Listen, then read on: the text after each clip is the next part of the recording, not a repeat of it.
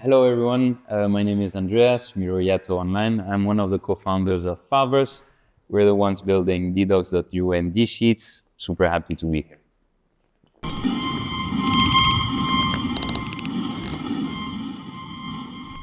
So Andreas, hi. Hey. Thanks for coming. Pleasure. So for the context, we are at DevCon in Berlin. It's kind of already finished, 6 something. And we have this like latest talk for today. We had a lot. So thanks for joining. Can you please tell for the people who don't know you a bit of your like backstory? So first, like, what do you do now, and like, how do you end up there? Like, just a few minutes. Your like professional, maybe personal, like journey towards now. Okay, yeah.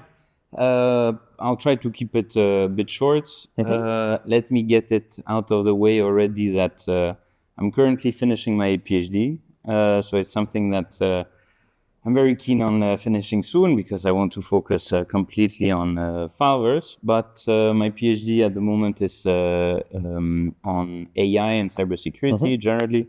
It's specifically on the use and control of AI systems in hacking operations between states specifically. So how APTs, are advanced persistent threats, are actually using those new foundation models in order to hack critical systems. So that's what I do on the academic side, and most of my time goes into Fileverse, which is a company I'm a co-founder of, and we've built tools like Ddocs.new or Dsheets.new, which are privacy first and decentralized alternative to the Google suite. So Google Docs, Google Sheets, Excel, etc. How did I get here, or how did we start that? It's maybe not the best thing to say on video, but it's mainly anger. Spite that drives us, at least me personally. It's everybody has their own thing that are powering their work and why they're taking certain directions in their lives. And there's kinds of injustices that I absolutely do not have patience for or do not want to accept. And I don't want to stay idle. So this is what led me and my co-founders to creating Fileverse, which is we fundamentally believe that people care about privacy. Don't listen to all those naysayers outside that say, oh, people don't care about privacy, you need to force it into them, blah, blah, blah. No, everybody cares about privacy.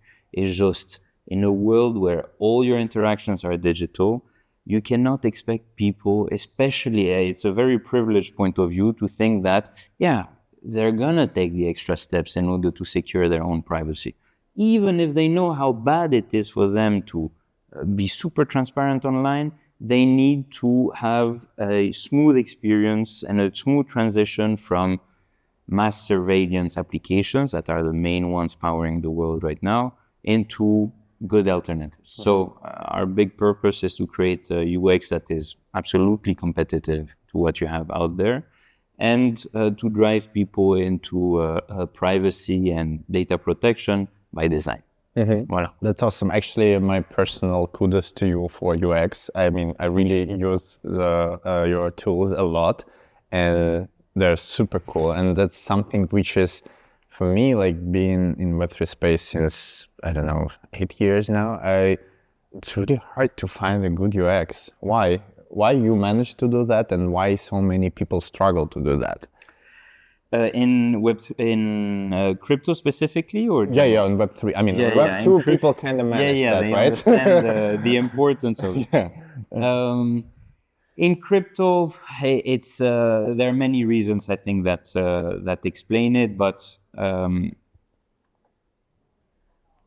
not to try to be too apologetic, but it is true that until quite recently, the crypto stack was not the easiest to handle. So a lot of people had the expectation that, okay, people want to make money. Most applications are about money making. They are financial. We're the only naive, stupid people that 3 years ago came in and said, hey, non-financial applications in crypto is possible. So their care for UX was maybe not as important because they knew that there was a much stronger incentive for the users, which was, I'll sign as many things as you want, as long as I have 15% APY on my pool or on my staking.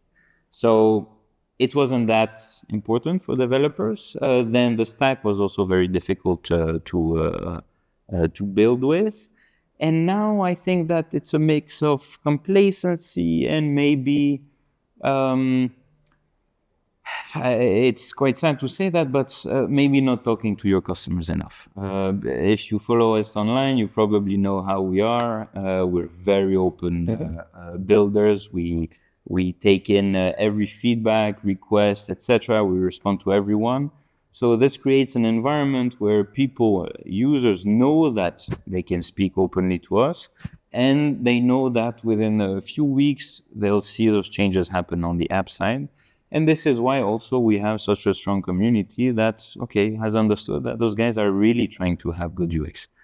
One last point, maybe something more general for later, but I fundamentally believe that the UX of decentralized apps can be much more competitive to cloud-based apps. I like to give two examples, which I gave at my keynote, which was Google Docs, powered by a $1 trillion company, doesn't allow you to continue writing on your docs if Wi-Fi is not good or Wi-Fi went off. It's a $1 trillion company that's been around for 20 years. Catastrophic. It doesn't make sense. And they force you to install an extension, etc. This comes from, it's a business model decision. It's not a UX necessarily decision. And you see where the constraints are for those companies and how we can be competitive. Because our app doesn't need to constantly talk to a server for anything, and we actually leverage the very strong computational power and storage of your device, we're like, we don't need a server to be doing everything. Most of it can happen locally on your computer. So this is why offline works without you downloading anything on Föver, on Ddocs.eu or Dsheets. And the other is, if you do split screen on Google Docs, you need to scroll horizontally in order to reframe the editor, which is catastrophic. Yeah. It could happen automatically, which is what we do. Or another, I'll finish with that, is you don't need to force everyone to create an account. I want to collaborate with someone. I don't want them to be forced to create an account or log in with their stuff. No, it can be less predatory, and you can let people use your stuff without forcing them into a locked-in account. Voilà. Okay. Maybe you could share a bit of your challenges that you had, like making up Ddocs and Fileverse, because there are so many builders in the space, and then they have so many problems, like starting like what to build, how to build, where to get money. So maybe you can share some of the challenges that you had on your builder's path and how did you overcome that, so there would be more people in space like building something cool and with good UX. I hope so. Yeah. Why it's just you? Well, there are many aspects to my answer. Maybe I'll focus on the first, which is that we need to be realistic with even young builders. They cannot subsist or sustain themselves out of purely being driven by their values. They need to see money coming in. So this is probably one of the most tangible limitations or constraints on builders, and which forces them into making compromises on a bunch of things. So I'm going to compromise on the smoothness of my sign-up process. I'm going to compromise on the end-to-end encryption because it's difficult to implement and it's not as easy as just server-side encryption. So that difficulty forces a builder to make compromises. And if you're on top of that, constrained by the money that comes into your organization or lets you actually build, then you're more likely to go into those compromises. You might have the best values ever. You need to be realistic. You need to feed your family, etc. So it's understandable. And maybe something that I'm, on a positive note, something I'm quite hopeful about with crypto, with the Web3 space more generally, is that there are a lot of opportunities for getting donations from people. This is how we started. We had over 10,000 donors. It gave us so much life, encouragement, and also a bit of financial backing. Then you have millions of grants that are available and up for grabs in crypto. So all those things can contribute to making the life of a builder better and ensure that they won't compromise at the first big obstacle in their building process. And you see that more and more in hackathons. People are starting to, because the crypto market is going up, people are becoming a bit more ambitious about their ideas and what they can actually build. Because if this big entity that raised 150 million made a token that went to 1 billion, says, hey, we have $50 million up for grabs for builders, you can think a bit bigger. So this is quite practical, and it's probably one of the first requirements for a builder, which is, okay, secure yourself a bit. Otherwise, you're going to compromise on everything that you wanted to be different at.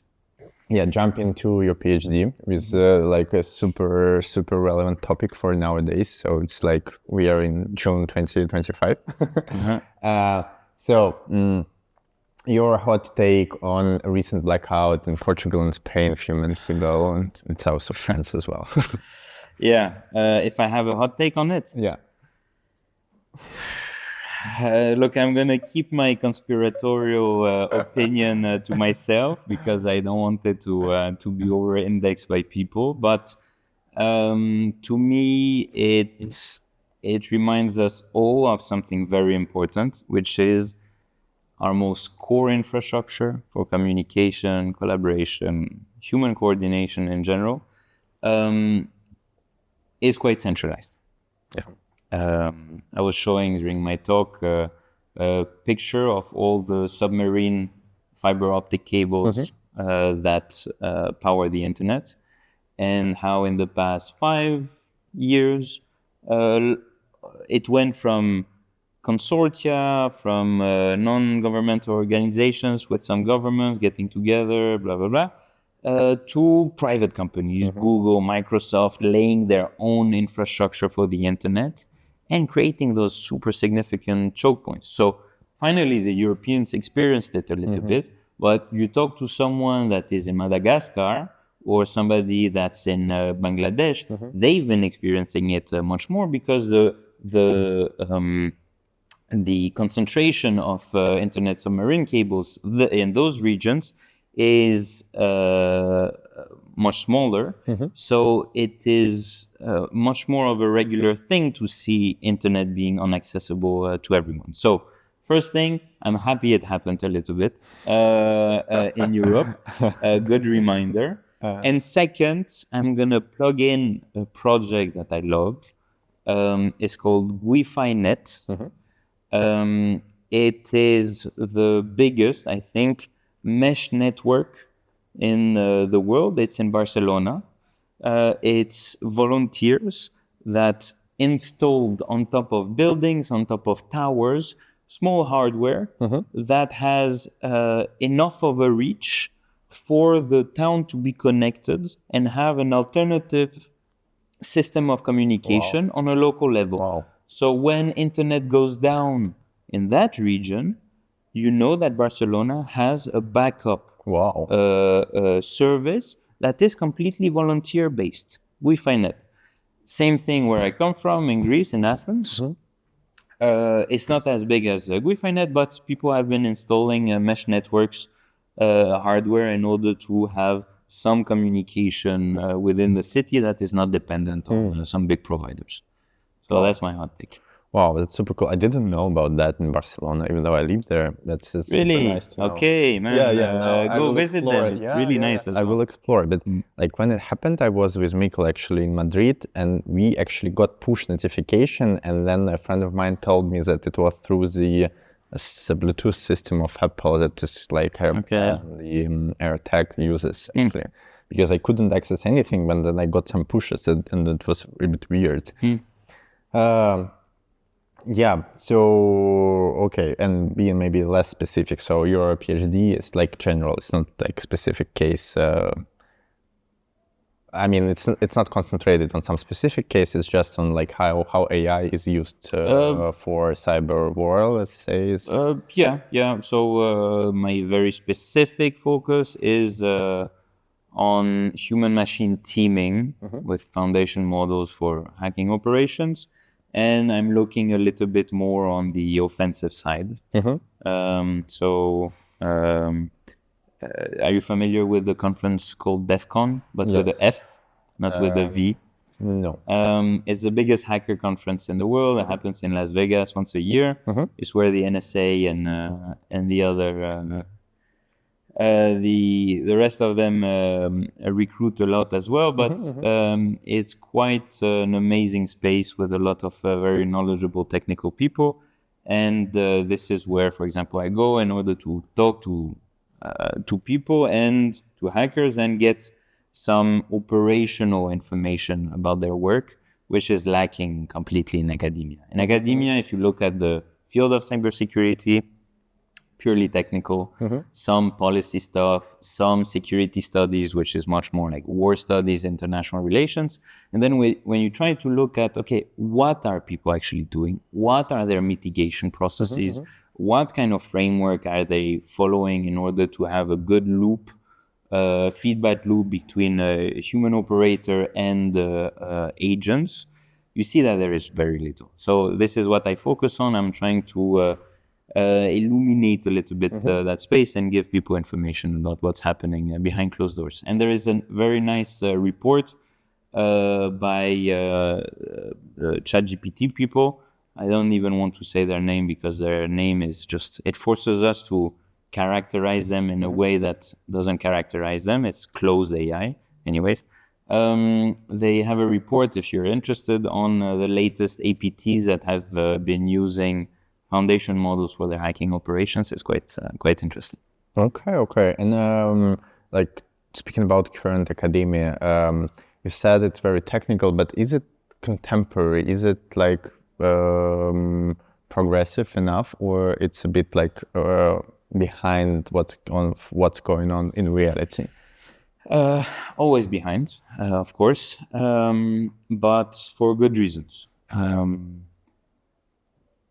There is a complaint that I hear a lot, especially by American academics, but also the new tech oligarchs around the world that keep telling people that, oh, academia is dead, universities are not necessary anymore because they're too slow. It's so important to be slow in your research. I want to be able to have 5 years to explore the sex life of ants. It's important for somebody to spend that time in order to pick up on all the nuances and actually create good research. This is where you see also that the incentive is intellectual, is curiosity, is scientific. It's not, I got a grant, I need to ship a paper within 6 months. Whatever happens, my KPI is clear, I need to get it out. So it is slow for good reasons. And then it's a bit contradictory what I'm going to say, but you also see some of the best bleeding edge innovation coming from academia. Because if you look at the AI field, what's happened in the past 10 years? You think it's companies that led that innovation? No. It's academics that for the past 50 years have been obsessed about deep learning models, that have been obsessed about non-deterministic systems and how they can actually help us that.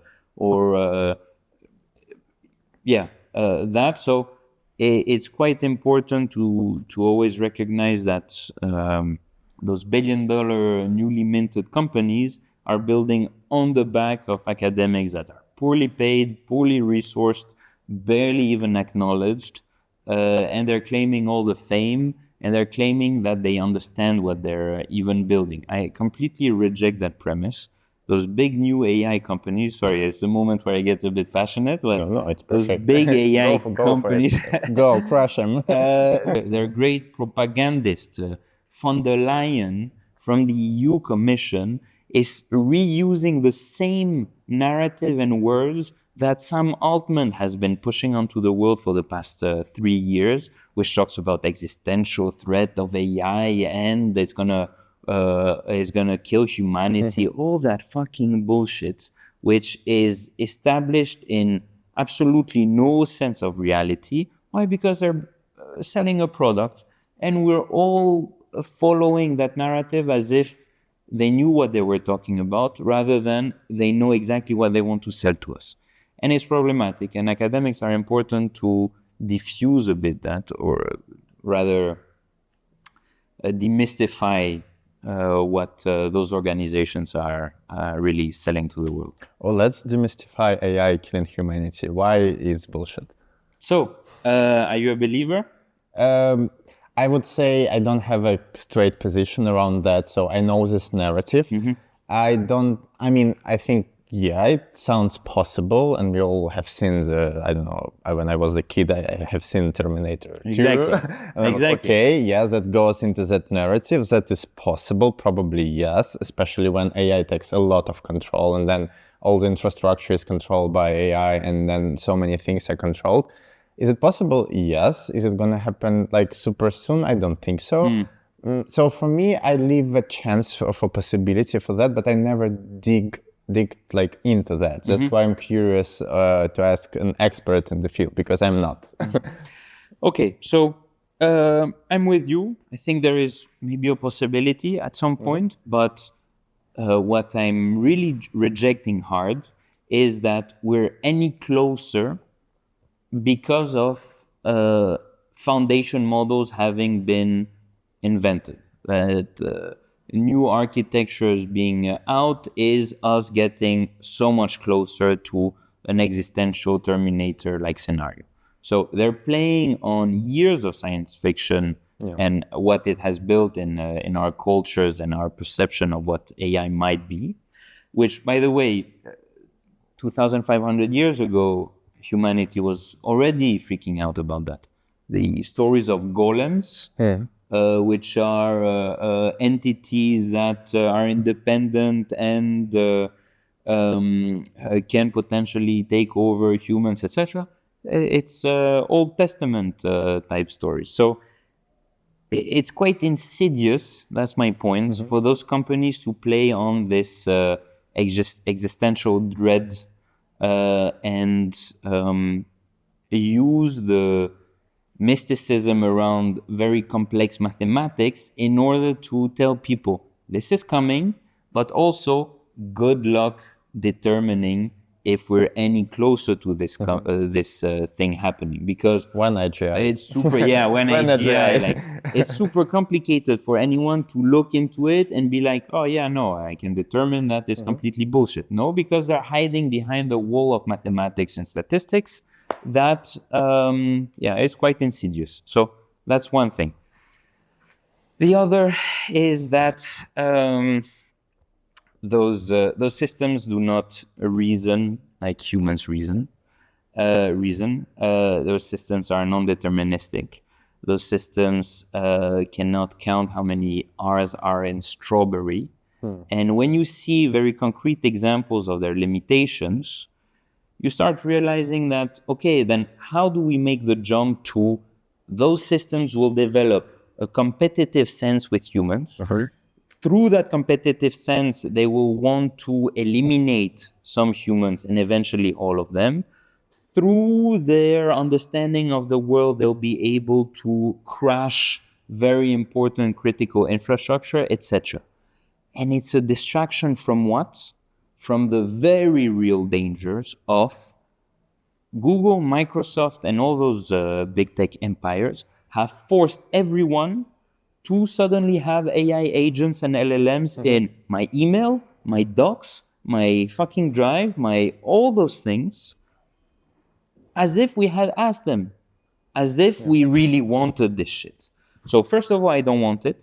Second, and this is, sorry, I'm going to show a bit my research, but I have 2 papers published on that, which is how vulnerable AI systems are to really the most basic type of hacking. We've never had such easy attack vectors to people's personal data and identities than today, because those big tech companies decided, okay, everybody needs an AI, but those AIs are very easy to hack into. I'll give you 2 examples. One is called indirect prompt injection. It's me sending you a document. You open that document. Even if you don't open that document, Gemini pre-scans it, and I have some hidden ASCII prompts, instructions for the LLM. It processes it, and it sends me your whole history of email interactions. Beautiful. Okay? Beautiful. Amazing. Yeah. Another is through dataset poisoning. It's called model poisoning, which is, I know that most AI systems use the same data sets, and they rank different types of websites online for their importance in terms of data for the training of their models. So everybody goes on Reddit, everybody goes on Stack Overflow, GitHub, etc.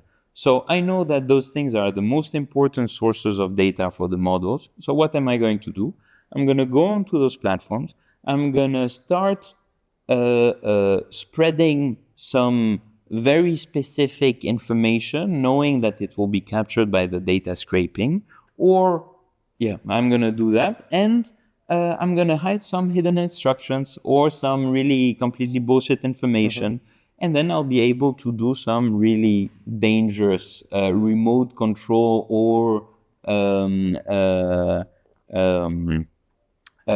have some exclusive understanding on how I can manipulate a model, because I know that it was trained partly on poison data that I distributed online. And today we're probably seeing that. It's too early to tell, but I can bet my life on it that every big government is already starting to poison our most important websites in order to make sure that they have some hidden backdoor access to those models. And this, man, we're completely re-architecting information flows online through that, and it's catastrophic. And I want more people to be aware of it. Wow. Then there comes a question, how do you use AI, but do it consciously and securely and private as well? Because it's hard not to, right? I had this talk with Lefteris from Radicle, and he said a wonderful thing that like AI, it's not just, I mean, you compromise on your productivity, because like he is making at the same time coding and like making his DAPCon presentation. And if he doesn't use that, then he's far behind. So it's really hard not to use, but then how you do that? Okay, it's very hard not to use. We're 2 years into those products actually being usable, and suddenly we're all pretending that we can't live our lives without them. Like, okay, first of all, I would like to push back a bit on that. Maybe I'm a little bit too much of a Luddite. Maybe because I spend my time researching those systems, I'm a little bit more reluctant to adopt them that easily. But how to use them privately? Sorry, I'm going to shield Ddocs for a second. Yeah, go for it. We love you. We love you anyway, so go for it. Thank you. So on Ddocs, we wanted to address that quite directly, because a lot of people, including Vitalik, have been spamming us about, okay, can we have AI because it helps us with our productivity? I understand. I'm not going to tell people, hey, you shouldn't use it. It's my personal take that you shouldn't overuse it. But instead of forcing people to adopt, like Notion did, Google did, everybody literally did, which is we're going to push our AI with our server onto you, and you cannot say no. It's there now. and it's going to process your files whether you like it or not. We tell people, hey, if you go in your settings, you can enable AI, and that AI is not even run by us. It's only if you have a local model installed on your computer. You don't know how to do that? Very easily, 3 clicks. Now you have a local model. You pick whichever you want, all open source. And now we made the UI very adapted to you having connected your local LLM, and you can have your model process your documents if you want, if you explicitly ask. It can have the context of those documents in order to give you a better output, better responses, better advice, recommendations, etc. It's native to the editor, so it can make its output in Markdown, create tables. It's directly connected to what we built, and all that is private as fuck. Why? Because there's no server. It's your device. And your device, after the past 15 years, our devices are so powerful. A lot of what we're doing online, we've moved to cloud, not because it was necessarily the right choice. It's just that for collaboration and heavy tasks, our devices were not good enough at the time. Today, we've got rocket ships that we all have in our pockets, and we should be using them so much more. Like, imagine in the times of early Pirate Bay, early BitTorrent, people having devices we have like we have today, it would have thrived even more. So we want to remind people that, hey, you have everything you need locally. Let us make it easy for you to stay private, stay protected, stay secure. Oh, that's super cool that you have this option. Actually, I didn't know that. Yeah. So thanks for sharing. And it's very useful, mostly people say, you use, for instance, DeepSeek, make it locally. Of course, it's not that powerful. It's not that maybe accurate and up to date, but it's yours then. Yeah, it's super powerful. I consider DeepSeek so much more competitive than O3 or whatever bullshit that I need to give my data to. So yeah. Okay. And in the very beginning, you've said that you think that many people consider that privacy is a problem, which mostly people that I talk to at least doesn't think so, in the privacy bubble as well. So why do you think so? So my point was specifically that I hear way too much. Nobody cares about privacy, and nobody cares about decentralization.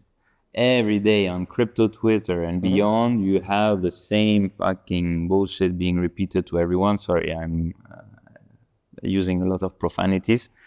And I really reject that premise completely. It's just you cannot expect people to, spend that cognitive power in order to process all the hops they need to make in order to get a bit of privacy. Yeah. So yes, of course, people are going to abandon their privacy because everything, structurally speaking, is forcing them to abandon their privacy. So we need to be much more aware of that, and we need to help people actually achieve good levels of data protection. And it's on us to take the burden of it, not on the end user. It's on the developers. So yeah. And for that, one last note on this, regulations are our friends.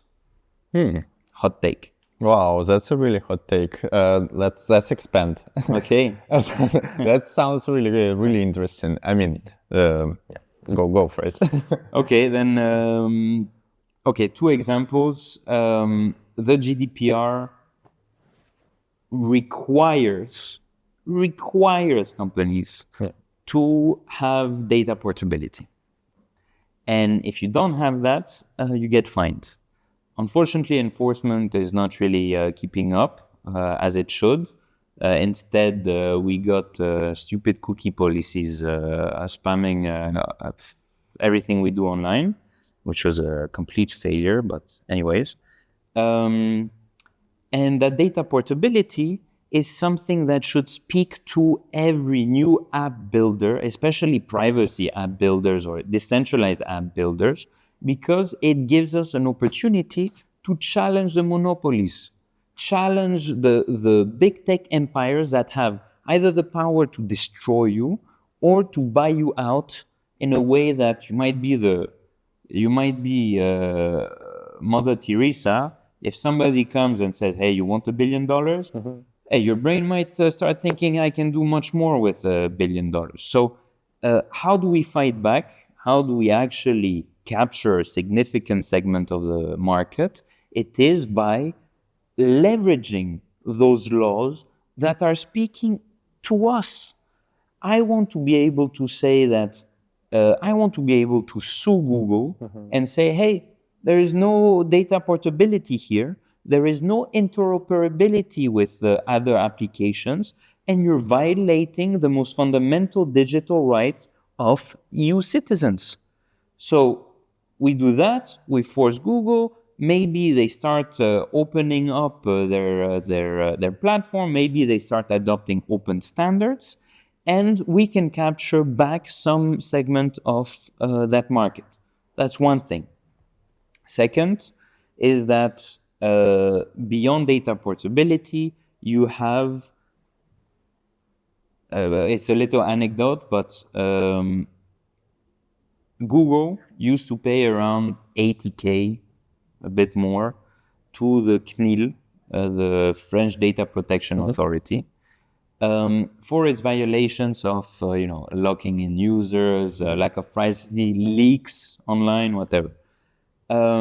Today, it's become an existential threat, those fines, because there's not a 50K, 80K a fine, which means nothing to Google. It's up to $5 billion. And those companies that have built for the past 30 years their architecture around lock-in mechanisms, choking every possible data out of you, selling it to thousands of data brokers, they're starting to panic. They're starting to see those laws as an existential threat. And what generation of apps is actually built in many ways GDPR compliant by design is decentralized apps. It's an app like ours that says, hey, you don't want to create an account with us? Don't create an account. Bring your own. Bring your email, bring your wallet, bring your PGP keys. We don't need to force you into predatory business practices. And actually, you can guarantee that you won't be forced into that. So really, I think that it's finally an amazing opportunity for all of us builders with values to challenge those big empires. And just a final note on that. Actually, I'll stop here. Okay. Okay. I mean, as we talked before, it's really hard to compete with big tech, especially in terms of UX, but maybe you can recommend some cool tech which is more private that people can use actually now. Yeah. Like few examples that are cool. Yeah. You want applications for end users, or you want for developers? It could be both. It could be both actually, but your take on that, yeah. Okay, to replace Slack, or Discord, use Cwtch. Amazing team is written Cwtch, I think. They used to be, I think, or very close to the Tor team, and they're doing amazing work. You want to use an alternative to GitHub, use Radicle.xyz. You want to use an alternative to Google Docs, use Ddocs.new. An alternative to Sheets or Excel, use Dsheets.new. You want to protect your internet browsing really without having to hop through a million UX difficulties, use Brave. Brave is really, really amazing. You want to use private AI while you browse the internet, use Brave Leo, which is also a really amazing tool. What else? I really have a long list of those, so I can go all day. You want some help on the legal side, and you're building good technologies that are interoperable by design. check out DataRights.ngo. They're in Berlin. I think they're Netherlands based, but they're really amazing. They litigate against governments, against big tech companies, and they're forcing them to apply data portability, and can also help potentially companies get some money out of those lawsuits. Why? Because they can say, the small companies can claim that, hey, it was an anti-competitive practice, so we lost a lot of money, so Google owes us X amount of cash. Wow, that's really cool. Yeah, so voila, a few practical things. Maybe a few more for builders. For builders, I would recommend checking out UCANs. It's a user-controlled authorization networks. It's really, really cool. I would recommend looking into VOPRF-ID. It's by the privacy and scaling team at the Ethereum Foundation. They're doing really amazing work. It's for privacy-preserving authentication, basically. What else for builders? Trying not to use cloud as much as possible. Peer-to-peer systems are out there. I know it's difficult to use them, so some teams have been going above and beyond to make them useful. Our team included, we created a Fileverse middleware for developers not to have to overthink. Okay, all that. What else for builders? Just a general practice advice is try not to lock in your users. Really, like I understand why you want to bump your retention, bump your growth, etc. But it's going to bite you in the ass. Create that. This is why we have a strong community at Fileverse, where people know that, hey, even if Fileverse turns evil, they can continue using their account, data, app without worrying, because they can download it out of IPFS and that's it. Everything works. So yeah, those things. Imagine we are 30 years from now and we won. So we have the internet you dream of, like secure, private, decentralized, whatever. Hallelujah. Can you describe it and how it's different, and how is life different in this like techno paradise? Okay, I need to decide on a few dimensions. Otherwise, I'm going to speak for hours, and I have a bit of a... I tend to blah blah a lot, as you've noticed. So first of all, I can be on my favorite social media. There is a new competitor, and I can immediately port to the new competitor, but not just port, and I know I have my PFP, my name, and that's it. No, I can take my whole social graph, who I'm friends with, who I connect the most with, what are the topics I'm the most interested in, etc. So social graph. Last point was more about algorithmic independence, but I'll point that out as well. I would be able to cross-platform communicate. It's not because I'm on like email, right? Everybody uses SMTP protocol under the hood. I should be able, with my Proton account, to talk to somebody with a Mailbox account, which is the case. But I want the same for social media platforms and our everyday apps. I want my WhatsApp friends to be able to communicate with me on Signal. It's so important. It's so important. Communication is really a base primitive for everything we're going to talk about for this new world. Another is algorithmic portability. So, especially in 30 years, there's probably going to be much more AI and algorithmic moderation, content pushing, etc., curation. So I want to be able to define to my identity a few preferences of how I like to explore the web.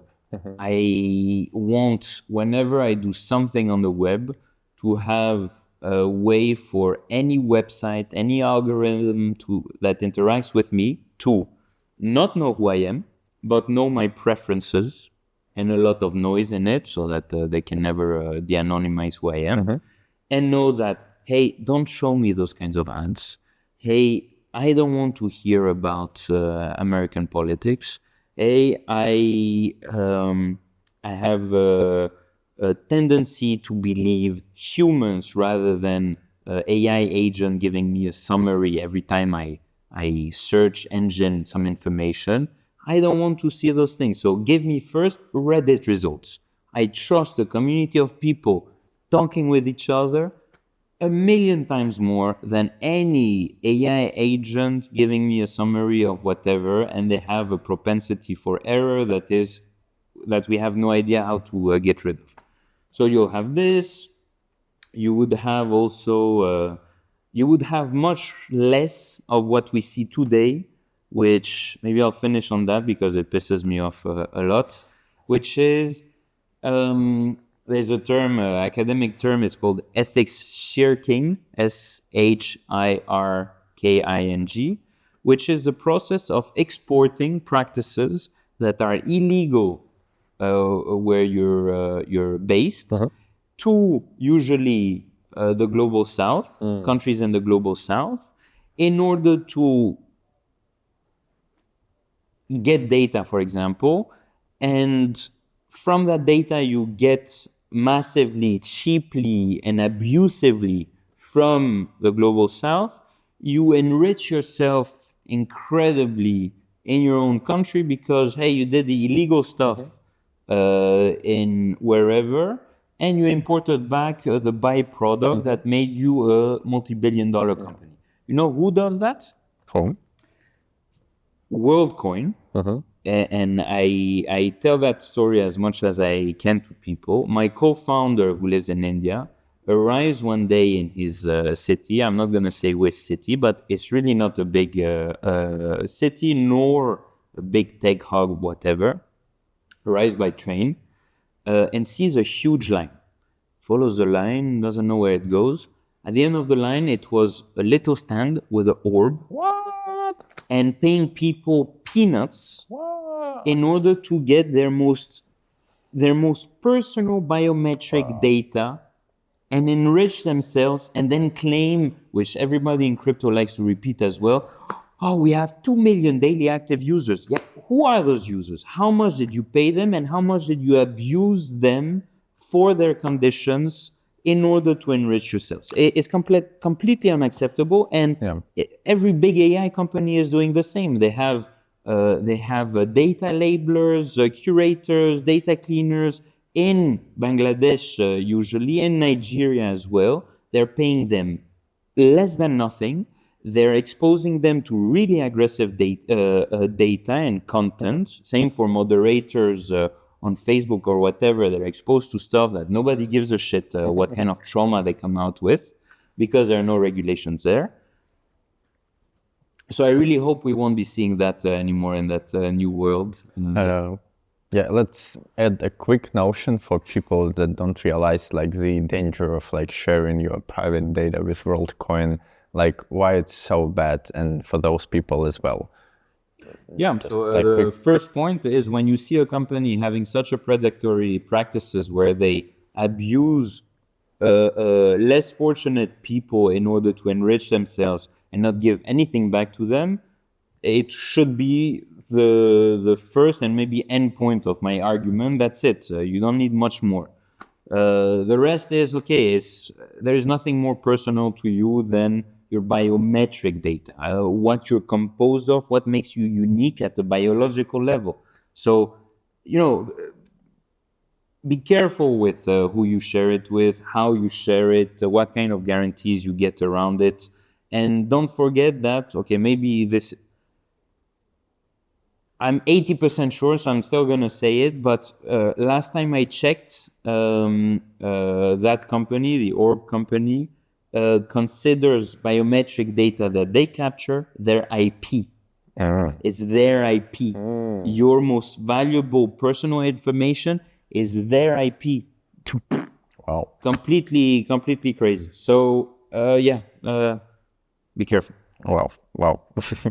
Yeah, and a final short one, since we're doing that for the academy, so it's like people who are kind of like to study and consume in a good way, like information. So can you recommend like a cultural piece, book, film, music, whatever that might enrich someone's life? Okay, wow, I have so much.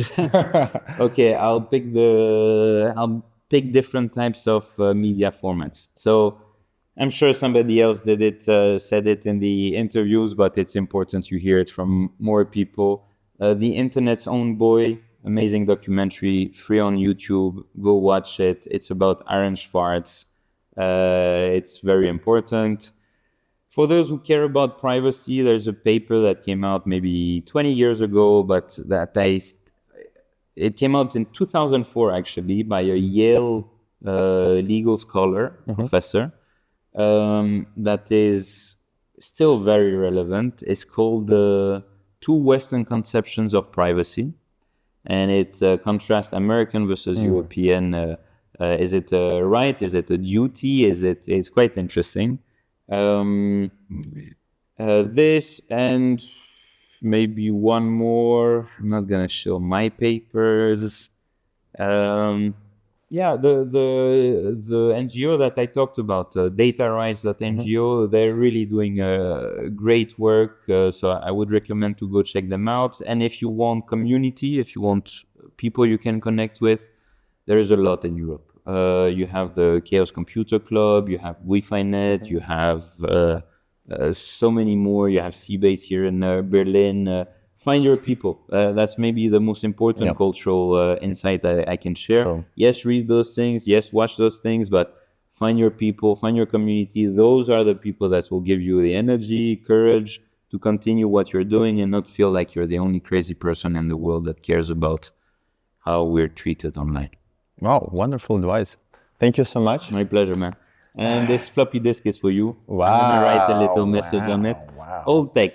Is it a real one? It is a real one. So on all of them, I've put an NFC chip. And if you put your phone on it, it will redirect you to Ddocs. Wow. That's And in some of them, I compressed a version of Doom, the old video game. Okay, So if you have a reader, you can check it out. Wow, that's super cool. Thank you. That's I believe that not everyone watching this video would know what is that. Yeah. Somebody made a good joke about it. What was it? On most editors, the save button is a floppy disk. True. And somebody told me, it's a 3D printed save button. I was like, oh, wow. Okay. Wow, that's Gen Z. Yeah, to make everyone feel super old. Okay, thank you so much. Ciao.